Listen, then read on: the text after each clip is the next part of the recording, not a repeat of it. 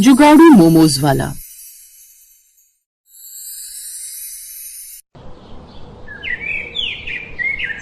शाम का समय होता है और सूरज धीरे धीरे ढलने लगता है। मोहन अपने पुराने से मोमोज के ठेले के पास चुपचाप खड़ा होता है। वो बार बार सड़क की तरफ देखता है कि कोई ग्राहक आए, पर अब तक उसकी बोहनी नहीं हुई होती। गले में 1 रुपया भी नहीं था, जिसे देख मोहन बहुत ज्यादा उदास हो जाता है और खुद से बातें करने लगता है। हे भगवान, शाम से रात होने वाली है लेकिन अब तक मेरी बोहनी नहीं हुई है। अगर ऐसा ही रहा तो आज घर का चूल्हा कैसे जलेगा। आज तो पिंकी का जन्मदिन भी है।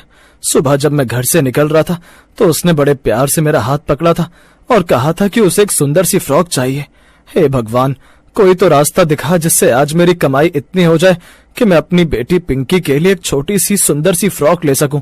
खाली हाथ घर गया तो उसे क्या मुंह दिखाऊंगा। मोहन अपनी किस्मत को कोसता रहता है और चूल्हे की आंच को धीमा कर देता है ताकि मोमोज ठंडे ना हो।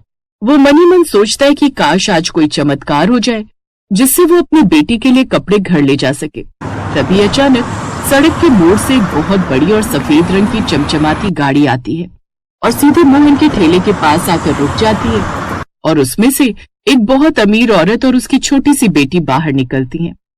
वो दोनों सीधे मोहन के पास आती हैं और औरत कहती है, भैया जरा 1 प्लेट पनीर मोमोज लगाना, जल्दी देना, हमें आगे भी जाना है। पनीर मोमोज का नाम सुनते ही मोहन के चेहरे पर पसीना आ जाता है और वो हाथ जोड़कर बोलता है, अच्छा बहन जी, लेकिन मेरे पास तो पनीर मोमोज है ही नहीं। वैसे आज मेरी भी बेटी का जन्मदिन है और आपकी बेटी का जन्मदिन भी, इसीलिए मैं चाहता हूँ कि आप लोग मेरी तरफ से एक बार मेरे मोमोज को जरूर चक्कर देखें। भले ही आप इसके पैसे मत देना, क्योंकि जिस तरह आपकी बेटी है वैसे ही मेरी भी बेटी है, तो मैं अपनी बेटी की इच्छा अधूरी कैसे छोड़ सकता हूँ। नहीं भाई साहब, आपने इतना बोला उसके लिए धन्यवाद। उस औरत की बात सुनकर अब मोहन को लगता है कि आज का ये बड़ा मौका भी हाथ से चला जाएगा। वो बहुत ज्यादा मायूस हो जाता है। तभी वो छोटी बच्ची जो अपनी माँ का हाथ पकड़े खड़ी होती है, वो मुस्कुराती है और कहती है, मम्मी कोई बात नहीं, अगर अंकल के पास पनीर वाले मोमोज नहीं है तो मैं सोयाबीन वाले मोमोज खाकर ही अपना काम चला लूंगी। मुझे तो बस गांव के मोमोज का स्वाद देखना है। अंकल आप लगा दो 1 प्लेट मोमोज, मुझे बहुत तेज भूख लगी है। अपनी बेटी की बात सुनकर वो औरत मान जाती है और मोहन से कहती है, तो ठीक है बेटा, जैसी तुम्हारी मर्जी, भैया आप 1 प्लेट सोयाबीन मोमोज लगा दो। इतना बोलकर वो औरत वापस अपनी गाड़ी की तरफ जाती है। वो गाड़ी की डिग्गी खोलती है और उसमें से कपड़ों का एक बहुत बड़ा और भारी पैकेट निकालती है। वो पैकेट लेकर मोहन के पास आती है और उसे थमाते हुए कहती है, भैया ये कपड़े तुम रख लो, इसमें मेरी बेटी के कुछ नए और कुछ बहुत अच्छे कपड़े हैं, ये तुम्हारी बेटी के काम आ जाएंगे। हम तो आज पुण्य का काम करने ही निकले हैं, तो सबसे पहले तुम्हें ही दे देते हैं। वैसे भी जैसे तुमने मुझे पहले अभी थोड़ी देर पहले बताया कि तुम्हारी भी बेटी का जन्मदिन है, तो ये एक तोहफा समझ लो। औरत की बात सुनकर मोहन की आंखों में खुशी के आंसू आ जाते हैं। उसे लगता है कि जैसे उसके सामने साक्षात भगवान खड़े हैं। वो मन ही मन भगवान का शुक्रिया अदा करता है कि उसकी पिंकी की फ्रॉक का इंतजाम हो गया है। वो फटाफट मोमोज की प्लेट तैयार करता है। वो मोमोज के ऊपर अपना खास मसाला छिड़कता है और तीखी चटनी के साथ बच्ची को देता है। लो बेटा, ये मोमोज खा लो। बच्ची जैसे ही पहला मोमोज खाती है, उसके चेहरे पर एक अलग ही मुस्कान आ जाती है। उसका चेहरा देखकर साफ पता चल रहा था कि उसको मोमोज बहुत पसंद आए हैं। मम्मी ये तो बहुत ही लाजवाब है, शहर के बड़े होटलों वाले पनीर मोमोज से भी ज्यादा टेस्टी। अंकल आपने इसमें क्या डाला है? इसकी चटनी तो बहुत ही चटपटी है। कुछ नहीं बेटा, ये तो मेरी पत्नी के हाथ की बनी हुई चटनी है। अगर ऐसी बात है भैया तो 1 प्लेट और लगा दीजिए, जरा मैं भी तो खाकर देखूं कि क्या सच में आपके मोमोज इतने स्वादिष्ट हैं जितना मेरी बेटी बता रही है। हाँ माँ, मैं बिल्कुल सही कह रही हूँ, आपको पता है ना मैं झूठ नहीं बोलती। अंकल सच में बहुत अच्छे मोमोज बनाए हैं आपने। बच्ची की तारीफ सुनकर मोहन का सीना गर्व से चौड़ा हो जाता है। उसे औरत के लिए भी मोमोज की प्लेट तैयार कर देता है और जब वो औरत मोमोज खाती है तो वो भी बहुत खुश हो जाती है और उसकी खूब तारीफ करने लगती है कि तभी वहाँ गांव के कुछ और लोग भी जमा होने लगते हैं। वो देखते हैं कि इतनी बड़ी गाड़ी वाले लोग इस छोटे से ठेले पर मोमोज खा रहे हैं और तारीफ कर रहे हैं। अरे भाई, लगता है मोमोज वाला सच में बहुत अच्छे मोमोज बनाता है, तभी तो इतनी बड़ी गाड़ी वाली औरत इसके यहाँ खड़े होकर मोमोज खा रही है। क्यों ना हम लोग भी ट्राई करें। हाँ हाँ भाई, क्यों नहीं। देखते ही देखते मोहन का ठेला ग्राहकों से घिर जाता है। हर कोई कहता है कि उसे भी वही मोमोज चाहिए जो वो छोटी बच्ची खा रही है। मोहन के हाथ अब बिजली की फुर्ती से चलने लगते हैं। वो एक के बाद एक प्लेटें लगाता जाता है। उसका गल्ला जो शाम तक खाली था अब नोटों से भरने लगता है, जिसे देख वो खुद से कहता है, अरे वाह, ये तो कमाल हो गया। अभी तक मेरे गल्ले में 1 भी रुपया नहीं था और यहाँ मेरा पूरा गल्ला ही भर गया। करीब 1 घंटे तक मोहन को सिर उठाने की फुर्सत नहीं मिलती है। तभी वहाँ गांव का एक शरारती लड़का राजू आता है और अरे मोहन भाई, आज तो किस्मत के सितारे चमक गए तुम्हारे। ये इतनी बड़ी चमचमाती गाड़ी वाले लोग तुम्हारे हाथ का मोमोज ऐसे खा रहे हैं जैसे कोई अमृत मिल गया हो। हमें भी 1 प्लेट खिलाओ भाई। देखे तो सही, शहर वालों को ऐसा क्या पसंद आ गया तुम्हारे इस पुराने ठेले पर। अरे राजू भाई, मजाक मत उड़ाओ, बस ऊपर वाले की कृपा है। अभी गरम गरम प्लेट लगाता हूँ। बताओ चटनी कैसी रखूं? वही तीखी वाली? हाँ भाई, एकदम तीखी, कान से धुआं निकल जाए वैसी। वैसे मोहन भाई, आज पिंकी का जन्मदिन है ना, तभी भगवान ने ये बड़े ग्राहक भेजा तुम्हारे पास। मोहन मुस्कुराता है और पसीना पोंछते हुए प्लेट राजू को थमाता है। सही कह रहे हो राजू, सुबह तो कलेजा मुंह को आ रहा था। लग रहा था जैसे खाली हाथ घर जाना पड़ेगा, पर अब सब हो गया। तभी वो रईस औरत गाड़ी के पास से वापस मोहन के पास आती है और अपना महंगा पर्स खोलती है। भैया, ये लो मोमोज के पैसे। और सच कहूं तो तुम्हारी चटनी का जो स्वाद है वैसा हमें शहर के बड़े बड़े रेस्टोरेंट में भी नहीं मिलता। ये लो कुछ पैसे ऊपर से। मेरी तरफ से अपनी बेटी को कोई अच्छा सा खिलौना दिला देना। नहीं नहीं मेम साहब, आपने जो वो कपड़ों का पैकेट दिया है वही मेरे लिए बहुत बड़ी बात है। मैं आपसे ये एक्स्ट्रा पैसे नहीं ले सकता, मेरा जमीर नहीं मानता। अरे अंकल, रख लीजिए ना प्लीज। आज मेरा भी जन्मदिन है और आपकी बेटी का भी, तो ये मेरी तरफ से छोटी सी भेंट है, मना मत कीजिए। मोहन की आंखों में पानी आ जाता है। वो भारी मन से पैसे ले लेता है और गाड़ी वहाँ से चली जाती है। तभी वहाँ गांव का कल्लू और कुछ लोग पहुँच जाते हैं। मोहन, सुना है तूने आज कोई नया मसाला डाला है मोमोज में? पूरा गांव तेरे ठेले की बात कर रहा है, हमें भी चखा जरा। मसाला वही है कल्लू भाई, बस आज बनाने वाले का दिल खुश था। ये लो, तुम भी खाकर देखो। अरे भाई, ये तो सच में बड़े टेस्टी है मोहन। तू कल से मेरे घर के बाहर ठेला लगाया कर, वहाँ बहुत भीड़ रहती है। उसकी बात सुनकर वो बहुत खुश हो जाता है और अब वो एक एक करके सबको मोमोज देता है। ऐसे ही एक बूढ़ा काका आता है और कहता है, बेटा मोहन, आज तेरी मेहनत रंग लाई। देख, पूरा गांव आज तेरे ठेले पर खड़ा है। भगवान जब देता है तो छप्पर फाड़ कर देता है। काका, ये सब आप लोगों का प्यार है। बस सुबह से यही डर था कि पिंकी की खुशी कैसे पूरी होगी, पर अब तो सब ठीक हो गया। इस तरह शाम को कब रात हो जाती है पता ही नहीं चलता। इसके बाद मोहन अब अपने घर जाता है और पिंकी को वो कपड़े देकर अपनी पत्नी को सारी बात बताता है और कहता है, सविता, कल से तुम मोमोज जब तैयार करोगे तो उसमें तरह तरह की चीज डालना, जैसे पनीर, पत्ता गोभी, सोयाबीन और भी बहुत तरह की चीज डालना, ताकि मेरे ग्राहक और भी बढ़ सके। आप बिल्कुल ठीक बोल रहे हैं मोहन जी, लेकिन इतना सारा सामान हम लेंगे कहाँ से? मैं सारा सामान लेकर आया हूँ सविता, तुम जानती हो ना, आज हमारी कमाई अच्छी हुई है। अब तुम देखना हमारी ये जुगाड़ू मोमोज क्या रंग लाते हैं।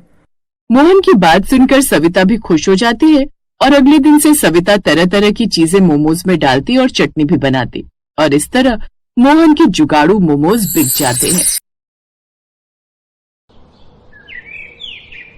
प्रवीण मोहनपुर गांव के अंदर ऑटो चलाया करता था और रोज सुबह से शाम तक वो सवारी बिठाया करता ताकि उसके घर का खर्चा अच्छे से चल सके। ऐसे ही एक दिन एक औरत उसके ऑटो में बैठती है और कहती है, भाई मुझे बेलापुर गांव ले चलो और ऑटो थोड़ा जल्दी चलाना, मुझे वहाँ जल्दी पहुँचना है। बहन जी, जल्दी का काम तो शैतान का होता है। आपका जल्दी पहुंचने से ज्यादा सुरक्षित पहुंचना जरूरी है। बातें तो बहुत अच्छी करते हो तुम भैया। मैं तो सच बोलता हूँ जी, अच्छी तो अपने आप लग जाती है। ऐसे दिन गुजर रहे थे और एक दिन प्रवीण तेज बारिश में ऑटो चला रहा था, तभी उसका बहुत बड़ा एक्सीडेंट हो जाता है। उसे अस्पताल लेकर जाया जाता है, जहाँ पर उसकी 21 साल की बेटी निधि उसको इस हालत में देखकर कहती है, पिताजी आप तो पहले से ही बहुत समझदार हैं और बहुत संभल कर ऑटो चलाते थे, फिर भी आपका इतना बड़ा एक्सीडेंट कैसे हो गया? बेटा, सामने एक बच्चा खेल रहा था और बारिश में नहा रहा था। उसे बचाने के चक्कर में मैंने ऑटो के साथ पेड़ में टक्कर मार दी और मेरे पैर में इतनी बुरी चोट लग गई। आप बिल्कुल भी चिंता मत कीजिए पिताजी, बस जल्दी से ठीक हो जाइए। मैं माँ को तो पहले ही खो चुकी हूँ, अब आपको नहीं खो सकती। प्रवीण अब अस्पताल से छुट्टी लेकर घर आ जाता है, लेकिन फिर भी उसकी चलने फिरने की हालत नहीं थी। ऐसे ही निधि एक दिन घर में उदास बैठी हुई थी, तभी उसकी पड़ोसन ने उसे आकर कहा, अरे निधि, तेरे पिताजी के साथ जो हुआ उसे तो बदला नहीं जा सकता, लेकिन अब तुझे घर चलाने के बारे में सोचना चाहिए। आंटी आप ही बताइए ना मैं क्या करूं, ना ही मैं ज्यादा पढ़ी लिखी हूँ और ना ही मुझे किसी काम का तजुर्बा है, और झाड़ू पोछे का काम पिताजी मुझे कभी नहीं करने देंगे। फिर मैं क्या ही कर सकती हूँ? अपना कोई व्यापार तो शुरू कर सकती है ना। तुझे पता है हमारे गांव की मीना थोक में मोमोज लेकर आती है और उसके बाद उसे भाप लगाकर गांव में ठेला लगाकर बेचती है। तू मोमोज बना नहीं सकती, लेकिन बने बनाए खरीद के तो ला सकती है। ₹50 पैसे के हिसाब से तुझे मोमोज मिल जाएंगे और ₹10 के 4 मोमोज तो आराम से बेच सकती है। ये बात सुनकर निधि को एक उम्मीद मिलती है, जिसके बाद वो अपने पास रखे हुए कुछ पैसों से किराए पर ठेला खरीद लेती है और थोक में मोमोज ले आती है और पिताजी की सेवा कर सके, इसलिए घर के बाहर ही मोमोज बेचने लगती है। आओ मोमोज खा लो, 10 के 4, 10 के 4। तभी उसके पास कुछ छोटे छोटे बच्चे आते हैं। दीदी आपके मोमोज तो बहुत अच्छे हैं, मेरे लिए 20 रुपए के मोमोज पैक कर दो। आज मेरे पापा की सैलरी आई थी तो उन्होंने मुझे 20 रुपए दिए हैं। और मेरे लिए 10 की मोमोज लगा दो और वो व्हाइट वाली चटनी ज्यादा डालना, मुझे वो बहुत अच्छी लगती है। ऐसे ही निधि मोमोज बेच रही थी, लेकिन उसकी इस तरक्की को देखकर उसे किराए पर ठेला देने वाले किशन को बहुत जलन होती है। और एक दिन जब निधि उसे हफ्ते का किराया 100 रुपए देने जाती है तो किशन कहता है, निधि अब से हफ्ते के 200 देने पड़ेंगे, 100 से काम नहीं चलेगा। भाई साहब लेकिन हमारी तो हफ्ते के 100 रुपए में बात हुई थी, अब आपने दाम दुगने क्यों कर दिए? लेना है तो भाई इसी दाम में लेना होगा, वरना लोग कम नहीं है ठेला लेने के लिए। जा सकती हो तुम यहाँ से। निधि से ये तिरस्कार झेला नहीं जाता और वो घर आ जाती है। तो वहीं प्रवीण अब थोड़ा बहुत चलने के लायक हो गया था। अपनी बेटी को इतना उदास देखकर उसने पूछा, क्या बात है बेटी, तुम इतनी उदास क्यों लग रही हो? अब निधि अपने पिताजी को सब कुछ बता देती है। ये सब सुनने के बाद प्रवीण ने कहा, जो इंसान मेहनत करता है वो कभी भी हार नहीं मानता। निधि तुम्हें उदास होने की बिल्कुल भी जरूरत नहीं है। एक काम कर, अब से तू थोक में मोमोज बनाने का काम शुरू कर दे और मोमोज बेचने का काम मैं करूंगा। पर पिताजी हमारे पास तो ठेला ही नहीं है, फिर आप मोमोज बेचेंगे कैसे? ये बात सुनने के बाद प्रवीण ने हंसते हुए कहा, ठेला नहीं है तो क्या हुआ, मेरा खुद का ऑटो तो है ना। अब से मैं उसी में मोमोज बेचा करूंगा और उसके ऊपर एक पर्चा भी लगा दूंगा, ऑटो वाले के सस्ते मोमोज। तू जानती है इस गांव से दूर हर जगह पर 20 रुपए के 4 मोमोज बनते हैं। इस गांव में 10 रुपए के 4 मोमोज बेचेंगे। जब हम और जगह जाकर 20 रुपए के 8 मोमोज बेचेंगे तो लोग दूर दूर से मोमोज खाने आएंगे। लेकिन पिताजी मैं भी आपके साथ मोमोज बेचने के लिए चला करूंगी, क्योंकि अभी आपकी तबीयत ठीक नहीं है। मैं नहीं चाहती कि आपकी तबीयत बिगड़ जाए। ठीक है मेरी बच्ची, जैसा तू बोले। अब से हम दोनों बाप बेटी मिलकर साथ में मोमोज बेचने जाया करेंगे। अब निधि ने ठेले वाले को देने वाले पैसों से 2-3 पर्चे बनवा लिए और ऑटो पर छाप दिया, जिस पर लिखा था ऑटो वाले के सस्ते मोमोज। और प्रवीण और निधि ऑटो में बैठकर मोमोज बेचने के लिए निकल गए। तभी 2 औरतें उनके पास आई और कहने लगी, अरे भाई ये तो तुम्हारा बहुत अच्छा तरीका है ऑटो के अंदर मोमोज बेचने का, और वो भी इतने सस्ते।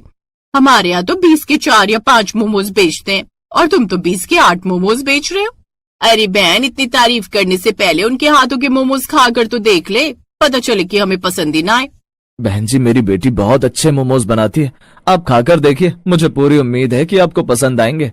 अब वो दोनों ही औरतें जैसे ही मोमोज खाती हैं तो वो उन्हें बहुत पसंद आते हैं और वो अपने घर के लिए भी कुछ मोमोज पैक करवा लेती हैं। साथ ही वो मोमोज खाकर वहाँ से चली जाती है।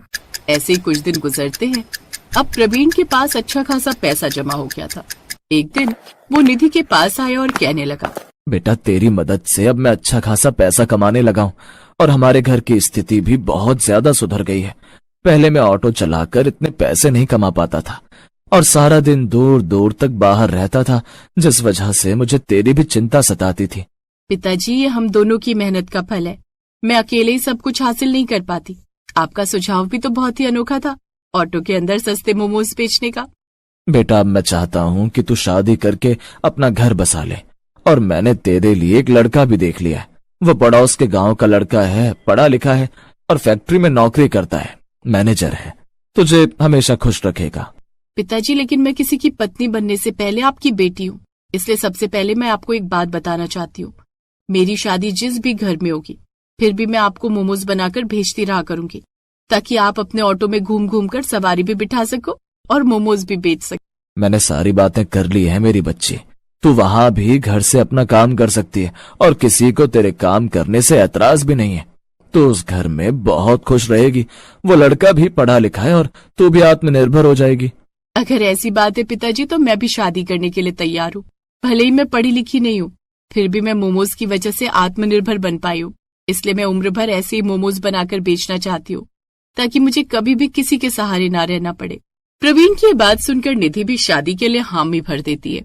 अब प्रवीण सुबह से शाम तक सवारियां बिठाया करता और ऑटो चलाता और शाम के समय वो वहीं ऑटो के अंदर मोमोज का सामान रखकर मोमोज बेचा करता। निधि शादी करके अपने घर तो चली गई थी, लेकिन वो घर से ही मोमोज बनाया करती और आसपास में कच्चे मोमोज सप्लाई किया करती और वहीं कच्चे मोमोज अपने पिता को भी भेजा करती ताकि ऑटो वाला ऑटो रिक्शे में सस्ते मोमोज बेच सके। Best buddies.